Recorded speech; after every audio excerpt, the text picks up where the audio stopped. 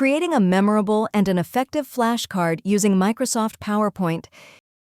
In the new blank presentation, click the Insert tab, click on New Slide, then select Title and Content. Create your question in the Click to Add Title box. Create your answer in the Click to Add Text box. Click on the Home tab. Change the font and text size of the question and answer. The goal is to make them match in size and appearance.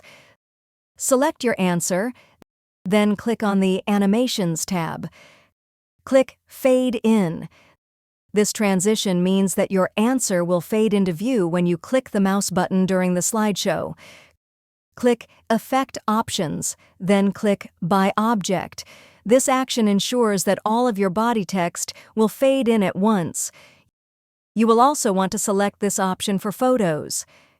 Click the Insert tab, then click on Picture to add pictures to your flashcards. Choose your pictures, then click OK.